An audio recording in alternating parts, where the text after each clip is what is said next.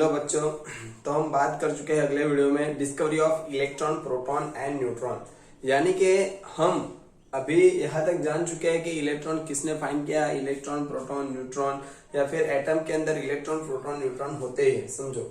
उसके बाद में मैं हम बात करने वाला हूँ एटॉमिक मॉडल के ऊपर। सबसे पहला एटॉमिक मॉडल दिया था जे थॉमसन ने। किसने दिया था? जे थॉमसन ने।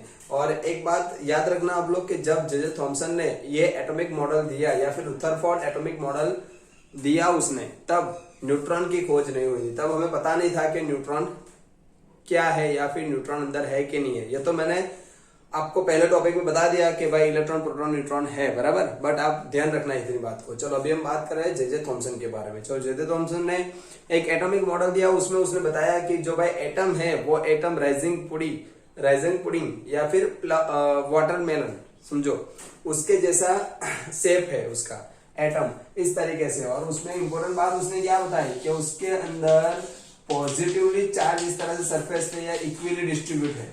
कौन सा charge? Positively charge equally distribute है।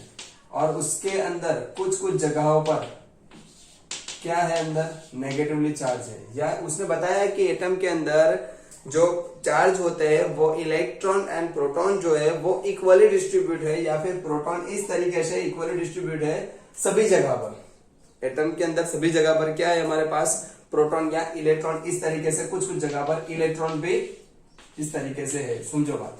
या फिर जो एटम है वो पॉजिटिवली चार्ज से बना हुआ है और उसके अंदर जैसे हमें मालूम है कि तरबूज हम देखते हैं, बराबर। तो उसके अंदर जो हम मानो कि उसके अंदर क्या हमको दिखता है? रेड कलर का वो उसका जो हम तरबूज खाते हैं वो, और अंदर जो होता है उसके जो बीज होते हैं, बराबर, जो ब्लैक कलर के डॉटेड होते हैं, वो मान लो कि हम यहाँ पर उसको नेगेटिवली चार्ज बता दें, और जो पॉजिटिवली चार्ज है यानी कि पूरा जो रेड कलर का है वो, बराबर, वो पॉजिटिवली चार्ज हमारा प्रोटॉन है, और अंदर जो ब्लैक कलर के बीज है वो हमारे क्या है? नेगेटिवली पार्ट है इलेक्ट्रॉन। चलो समझ में आया? इस तरीके से किसने बताया? जे थॉमसन ने बताया, जो कि उस टाइम पर एटॉमिक मॉडल कोई नहीं था, किसी ने एटॉमिक मॉडल नहीं किया था। उस टाइम पे क्या हुआ कि हमें अगर किसी के बारे में कुछ पता नहीं है, किसी चीज के बारे में, किसी घटना के बारे में, और कोई आके हमें अच्छे से कोई घटना समझा जाता है, तो हम उसी घटना को सही मान लेते हैं या फिर उसको सच मान के चलते हैं, बराबर। बट जैसे जैसे आगे सच्चाई आती जाती है हमें पता चलता है कि भाई इसमें तो ये नहीं वो था। समझ में आ रहा है कि नहीं? तो उस टाइम पर जे थॉमसन ने जिस तरीके से बता दिया तो सबने मान लिया कि चलो भाई जे थॉमसन ने ये थियरी दी, सही है। चलो उसके बाद क्या हुआ कि रुथरफोर्ड एटॉमिक मॉडल है। तो सबसे पहले ध्यान रखो आप, अल्फा पार्टिकल एक्सपेरिमेंट भी हम उसको बोलते हैं। रुथरफोर्ड जो मॉडल है उसको हम क्या बोलते हैं? Alpha particle experiment. तो ध्यान रखना, अल्फा स्कैटरिंग जो एक्सपेरिमेंट था, जो रुथरफोर्ड का एक्सपेरिमेंट था, उससे हमें बहुत कुछ पता चला, या फिर वो बहुत यूजफुल था, बहुत आईएमपी था हमारे लिए। तो रुथरफोर्ड ने क्या समझा? चलो ये आप थॉमसन का समझ गए कि थॉमसन ने क्या बोला कि अंदर जो प्रोटॉन और इलेक्ट्रॉन है वो इक्वली डिस्ट्रीब्यूट है, और उसमें सभी जगह पर पॉजिटिवली और नेगेटिवली चार्ज डिस्ट्रीब्यूट है। और एक बात इंपॉर्टेंट उसने बोला एटम के पर कि वो न्यूट्रल है, यानी कि वो पॉजिटिव चार्ज, नेगेटिव चार्ज दोनों अट्रैक्ट होके न्यूट्रल हो जाता है। चलो उसके बाद आगे बात करता हूं मैं रुथरफोर्ड की। रुथरफोर्ड ने क्या किया? देखो ये एक्सपेरिमेंट हमारे लिए बहुत अहम है, यहाँ पर ध्यान रखो। तो सबसे पहले रुथरफोर्ड ने अल्फा पार्टिकल सोर्स ले लिया, कोई ऐसा रेडियो एक्टिव एलिमेंट, आपको पता होना चाहिए अल्फा बीटा गामा जो रेज है, बराबर, हमें रेडियो एक्टिव एलिमेंट में से मिलते हैं। यानी कि यहाँ पर कोई रेडियो एक्टिव एलिमेंट ले लिया, लाइक रेडियम मान लो, एक उसने रेडियो एक्टिव एलिमेंट ले लिया। उसमें से क्या होता है भाई? अल्फा पार्टिकल यहां पर क्या किया उसने? उससे क्या होता है भाई? रेडियो एक्टिव एलिमेंट से क्या निकलता है? अल्फा पार्टिकल निकलते हैं। तो अल्फा पार्टिकल उसने बम्बार्ड किए, किसके पर? एक गोल्ड फॉइल ले लिया। क्या ले लिया? यहाँ पर एक गोल्ड फॉइल। यहाँ पर ध्यान रखो आप अच्छे से, एक अल्फा पार्टिकल वाला सोर्स ले लिया कि जिसमें से कोई रेडियो एक्टिव एलिमेंट ले लिया, जिसमें से क्या होता है? अल्फा पार्टिकल निकलते हैं बाहर, बराबर। और अल्फा पार्टिकल को उसने डायरेक्टली किसके पर बम्बार्ड किया? ये जो गोल्ड फॉइल है उसके पर बम्बार्ड किया। किसके पर? गोल्ड फॉइल के पर बम्बार्ड किया। और उसके बगल में क्या किया उसने? एक फ्लोरोसेंस स्क्रीन रख दी। क्या रख दिया? फ्लोरोसेंस स्क्रीन रख दी। फ्लोरोसेंस स्क्रीन कैसी होती है? तो उससे हमें पता चलता है कोई भी रेज होते हैं तो वहां पे स्पॉट होता है, हमें पता चलता है कि अंदर कुछ है। सब समझ में आ रहा है? तो यहाँ पर गोल्ड फॉइल ले ली, जो कि हम एटम की तरह उसको मान सकते हैं। तो क्या किया उसने? जब अल्फा पार्टिकल, अल्फा रे उसने अप्लाई किए, किसने? रुथरफोर्ड ने।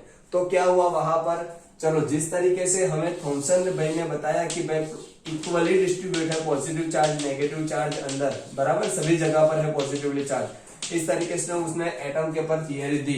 तो सबसे पहले जैसे अल्फा पार्टिकल उसने बम्बार्ड किए तो उसमें से क्या हुआ, गोल्ड फॉइल में से कि कुछ जो रेस थे बराबर वो सीधे ही निकल गए, यानी कि स्ट्रेट जैसे अप्लाई किए वैसे निकल गए अल्फा पार्टिकल। उसके बाद क्या हुआ कि कुछ यहाँ से डिफ्लेक्ट होके इधर उधर कहीं पर मिले, समझ में आ रहा है सबको, गोल्ड फॉइल के एग्जैक्टली पीछे मिलने चाहिए, तो कुछ यहाँ पर एग्जैक्टली पीछे मिले और कुछ का क्या हुआ यहाँ पर डिफ्लेक्ट हो गए, अपनी लाइन से क्या हो गए, डिफ्लेक्ट हो गए। और उसने क्या किया, बहुत बार एक्सपेरिमेंट किया होगा, देखो कुछ भी चीज कोई भी चीज हमें एक्सपेरिमेंट के थ्रू पता चलती है तो हम यहाँ पर एक ही बार रीड करके उसको समझ लेते, बट जब उसने एक्सपेरिमेंट किया होता है तब उसकी बहुत मेहनत होती है, उसके ऊपर उसने बहुत बार रिसर्च किया होता है। तो उसने एक और क्या किया, यहाँ पर भी एक ZnH जिंक सल्फाइड ले लिया, फ्लोरोसेंट स्क्रीन रख ली, किसके पीछे, रेडियो एक्टिव एलिमेंट या फिर जो अल्फा पार्टिकल है बराबर, सोर्स ऑफ अल्फा पार्टिकल उसके पीछे रख दी। तो उसको और भी पता चला कि भाई कुछ रेस वापस भी आ रहे हैं, कुछ रेस कहां पर आ रहे हैं, वापस भी आ रहे हैं, हमें वापस उसके पीछे अल्फा पार्टिकल के पीछे भी जो सोर्स था, सोर्स ऑफ अल्फा पार्टिकल उसके पीछे भी हमें कुछ स्पॉट हुआ, यानी कि इससे पता है क्या चला हमें, समझो सबसे अहम बात क्या है, पता क्या चला, तो हमें पता चला कि जब एटम के पर ऐसी तरह से अल्फा पार्टिकल जब अप्लाई किए गए सोर्स ऑफ अल्फा पार्टिकल, तब उसमें से तीन चीज हुई, कुछ रेस थे वो डिफ्लेक्ट हो गए, कुछ रेस थे जो एग्जैक्टली पास हो गए, उसको पार करके डायरेक्टली यहां पर हमें स्पॉट हुए, कुछ रेस क्या हुआ 180 डिग्री जैसे गए वैसे बाउंस बैक वापस आ गए। तो इसमें से तीन चीज उसको जानने को मिली, और जो वापस आने वाले रेस थे वो बहुत कम थे, वो बहुत कम थे, तो उसको ये चीज पता चली, किसको पता चली भाई, रुथरफोर्ड ने। तो रुथरफोर्ड ने सोचा कि भाई ये जो थॉमसन बोल के गया है वैसा हो नहीं सकता, अगर वैसा होता तो यहाँ पर जितने रेज अप्लाई किए हैं, देखो अल्फा पार्टिकल पॉजिटिवली चार्ज अगर हमने अप्लाई किया और यहाँ पर सभी जगह पर पॉजिटिवली चार्ज सरफेस पे होते तो क्या होता, सभी रेज वापस आ जाते, समझ में आ रहा है कि नहीं, या फिर जो भी होता रेस का वो क्या होता, सब सेम होता, सभी रेस का सेम ही होता, या पास हो जाते, बाउंस बैक आते या फिर डिफ्लेक्ट होते, सबका सेम होना चाहिए, बट यहाँ पर कुछ ऐसा हुआ नहीं, कुछ डिफ्लेक्ट हुए, कुछ बाउंस बैक आए और कुछ पार चले गए।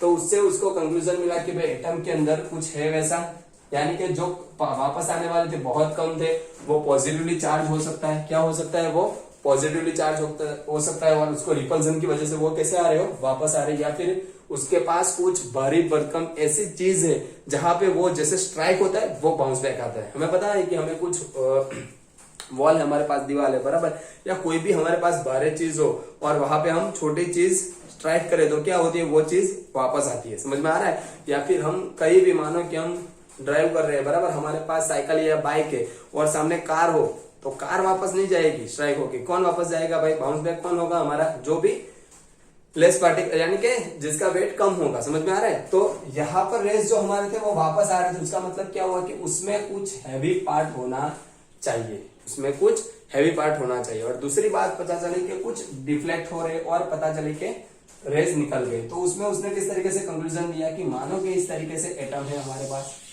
तो उसमें क्या हुआ ध्यान रखना आप लोग, अच्छे से ध्यान रखो, यहाँ पर मान लो कि ये एटम है, तो उसमें क्या हुआ कि कुछ यहाँ पर जो सेंटर है एटम का, जो एटॉमिक सेंटर है वहां पर पॉजिटिवली चार्ज, आज हमें पता है कि सेंटर में positively charge proton and neutron है, समझो उस टाइम पे पता नहीं था, उस टाइम पर सिर्फ प्रोटॉन और इलेक्ट्रॉन का पता था, कब, जब ये अल्फा स्कैटरिंग एक्सपेरिमेंट हुआ रुथरफोर्ड का तब। तो यहाँ पे कुछ रेस जब इस तरीके से न्यूक्लियस में सेंटर में अटैक होते तो क्या होता है, वो बाउंस बैक वापस आते हैं।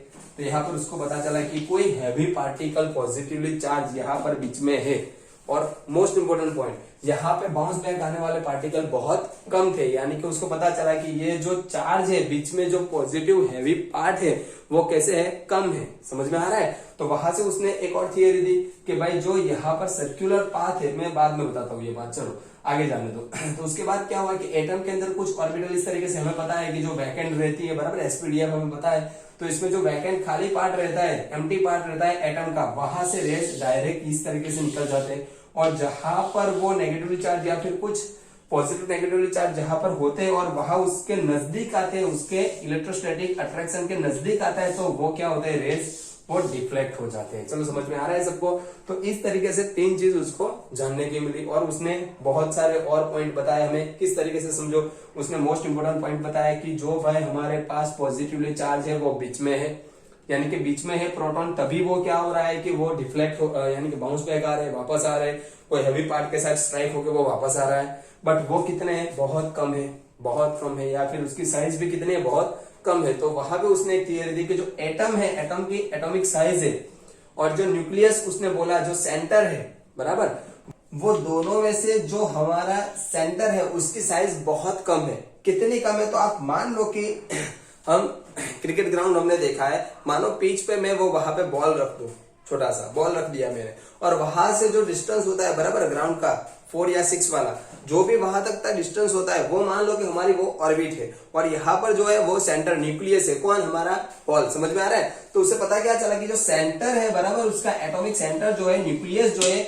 वो हमारे एटॉमिक रेडियस से बहुत ही, या एटॉमिक साइज से बहुत ही छोटा है। क्या है, बहुत ही छोटा। लगभग उनका मान लो कि 5 किलोमीटर तक का डिस्टेंस है। मानो एक छोटी सी बॉल यहाँ पर मैं रख दूं और यहाँ से 5 किलोमीटर दूर चला जाओ। सोचो आप, सबसे पहले तो एटम क्या बोला था हमने, वो सोचो, स्मॉलेस्ट पार्टिकल, और उसके अंदर भी वो सेंटर न्यूक्लियस, और वहां से भी ऑर्बिटल, कितनी दूर है हमारी, 5 किलोमीटर तक की दूर है। वो मैं बता रहा हूं आपको, समझ में आ रहा है सबको, यानी कि इतना डिस्टेंस होता है। समझ में आया। और यहाँ पर जो कम हमारे पार्टिकल वापस आए, उससे पता चला कि जो बीच में कोई हैवी पार्टिकल पॉजिटिवली चार्ज है, बराबर, यानी कि हमें जो थॉमसन ने बताया था कि भाई इक्वली पॉजिटिवली चार्ज डिस्ट्रीब्यूट है सभी जगह पर, समझ में आ रहा है, वो जो बताया था वो नहीं हो सकता। अगर वैसा होता तो सभी जगह पर से हमारे अल्फा पार्टिकल कैसे आने चाहिए, वापस आने चाहिए, बाउंस बैक आने चाहिए रिपल्जन की वजह से, बट ऐसा नहीं हुआ।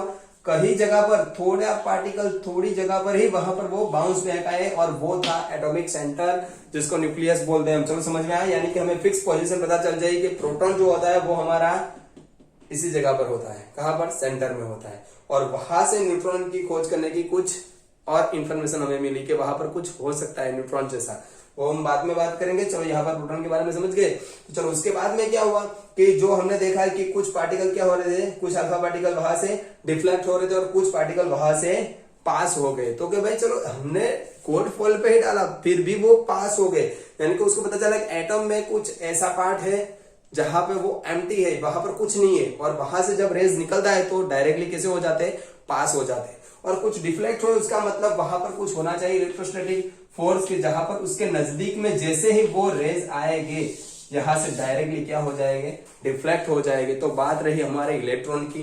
तो भाई चलो प्रोटॉन की बात तो हमें पता चल गई कि प्रोटॉन न्यूक्लियस में वो हमारा एटॉमिक सेंटर है, उसमें प्रोटॉन आएगी, बराबर, हैवी पार्टिकल। बट इलेक्ट्रॉन कहाँ जाएगा, तो उसके पर उसने थोड़ा ट्राई किया और बताया हमें कि भाई जो इलेक्ट्रॉन है, बराबर, जो न्यूक्लियस होते हैं उसके सराउंडिंग या फिर एटॉमिक सेंटर के सराउंडिंग वो सर्कुलर पाथ पे वो मोशन कर रहे होते हैं, वो सर्कुलर पाथ पे घूम रहे होते हैं। कौन की, किसकी बात कर रहा हूं मैं, इलेक्ट्रॉन की बात कर रहा हूं। किसकी बात कर रहा हूं, इलेक्ट्रॉन की। यानी कि न्यूट्रल तो होता है एटम, बट दोनों के बीच में इतना अट्रैक्शन नहीं होता है, अट्रैक्शन होता है बट इस तरीके से नहीं होता कि वो एक जगह पर पड़े रहे।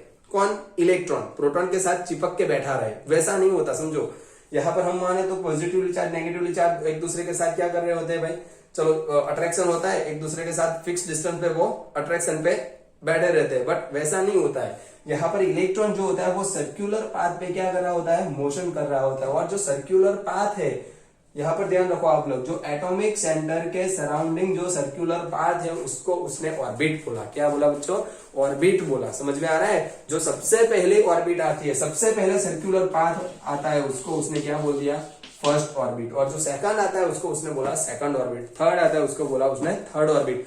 और जो ऑर्बिट थी उसमें इलेक्ट्रॉन सर्क्यूलर पाथ पे क्या कर रहा था, मोशन कर रहा था। तो हमें कितनी बातें यहाँ पर अल्फा पार्टिकल या फिर रदरफोर्ड एक्सपेरिमेंट से पता चली। सबसे पहली बात कि जो एटम है, एटम के अंदर पॉजिटिव और नेगेटिवली चार्ज जो है वो हमारा इक्वली डिस्ट्रीब्यूट नहीं है, और पॉजिटिवली चार्ज कहीं पर जगह पर नहीं होता, वो उसका फिक्स डिस्टेंस है। यानी कि सबसे पहले उसने रेज अप्लाई किए अल्फा पार्टिकल, और उसमें से 3 चीज पता चली हमें। कुछ बाउंस बैक आ गए, सबसे बहुत बहुत कम ऐसे पार्टिकल थे जो बाउंस बैक आए, और बहुत ज्यादा पार्टिकल थे जो निकल गए और डिफ्लेक्ट हुए। चलो समझ में आ रहा है। उसके बाद वो 3 पॉइंट पर से हमें क्या पता चला, जो बाउंस बैक आए वो दर्शाता है कि अंदर कोई हैवी पार्टिकल होना चाहिए सेंटर के अंदर, और वो हैवी पार्टिकल क्या था, वो पॉजिटिवली चार्ज, जो रिपल कौन करता है, पॉजिटिव पॉजिटिव को रिपल करता है, यानी कि पॉजिटिव चार्ज अंदर होना चाहिए। पॉजिटिव चार्ज को हम क्या बोलते हैं, प्रोटॉन, यानी कि एटम के सेंटर के अंदर क्या है, न्यूक्लियस के अंदर प्रोटॉन है। उसके बाद हमें क्या पता चला, उसके पास जो सर्कुलर पाथ है, उसके पास जो सर्कुलर पाथ है बराबर, उसमें कौन रहता है, इलेक्ट्रॉन, और वो क्या करता है, सर्कुलर मोशन में घूमता रहता है। वो कौन, इलेक्ट्रॉन, जो न्यूक्लियस है उसके सराउंडिंग में वो घूमता रहता है। चलो समझ में आ रहा है। तो ये अल्फा पार्टिकल एक्सपेरिमेंट के जरिए हमें इतनी बातें पता चली, और अल्फा पार्टिकल एक्सपेरिमेंट जो हमारा रुदरफोर्ड ने जो हमने मॉडल दिया वो बहुत ही इंपॉर्टेंट था, मोस्ट इंपॉर्टेंट था। उस टाइम पर सभी साइंटिस्ट या फिर बहुत सारे लोगों को डाउट क्लियर हो गए, और उनको भी पता चल गया कि भाई एग्जैक्टली एटम में प्रोटॉन और इलेक्ट्रॉन है वो इस तरीके से है। चलो समझ में आया। उसके बाद में जो इलेक्ट्रॉन थे बराबर, इलेक्ट्रॉन को जो सर्कुलर पाथ में इलेक्ट्रॉन हमने बोल दिया कि भाई first orbit, second orbit, third orbit, और जो इलेक्ट्रॉन है वो ऑर्बिट के अंदर है, सर्कुलर पाथ में मोशन कर रहे हैं। बट फिर भी आप देखो ऑर्बिटल सब डिफरेंट डिफरेंट होती है, साइज उसकी डिफरेंट होती है, first orbit, second orbit, third orbit, समझ में आ रहा है कि नहीं। तो उसमें इलेक्ट्रॉन किस तरीके से फिलअप होते हैं वो आगे हमने नील बोहर ने सिखाया। चलो समझ में आ रहा है। तो इसके पर यहाँ पर एटॉमिक मॉडल के अंदर सबसे पहले थॉमसन मॉडल हमने पढ़ा, उसके बाद में हमने रुदरफोर्ड मॉडल पढ़ा, उसको हम alpha particle experiment, alpha experiment भी बोल सकते हैं। बोलो समझ में आ रहा है सबको। अल्फा पार्टिकल ध्यान रखना है, यहाँ पर कोई radio active element like radium कोई भी आप ले सकते हो, और अल्फा पार्टिकल जैसे यहाँ पर अप्लाई करते हैं गोल्ड फॉइल के पर एटम के अंदर, तो हमें 3 चीजें पता चलती है। उससे भी हमें 2 चीज पता चली कि जो फिक्स यहाँ पर सर्कुलर पाथ में उसमें पॉजिटिव पार्ट है जो प्रोटॉन है, और सर्कुलर मोशन जो कर रहे हैं वो हमारे इलेक्ट्रॉन है। तो बच्चों यहाँ तक था हमारा रुदरफोर्ड का एटॉमिक मॉडल। आप अपने हिसाब से टेक्स्ट बुक में रीड करो, अगर कुछ समझ में नहीं आता तो मुझे बताओ, तो मैं वहां से दूसरा वीडियो करके उसको एक्सप्लेन करने का ट्राई करूंगा। लगभग आपको पता चले जाएगा ऑलमोस्ट। चलो समझ में आ रहा है। अगर आप पहली बार वीडियो देख रहे हो तो वही बात मैं फिर से दोहराना चाहूंगा। मुझे यहाँ पर बता रहा है कि 100 में से कुछ 25% जो है 26% जो वीडियो देखते हैं बट हमारी चैनल को सब्सक्राइब नहीं करते हैं। तो ध्यान रखो, आप जब देख रहे हो वीडियो, आप वो लाल बटन होता है सब्सक्राइब वाला, वो आप देख लो। अगर आपने सब्सक्राइब नहीं किया तो सब्सक्राइब कर दो, लाइक करो और शेयर करो। ओके, चलो जय हिंद, जय भारत।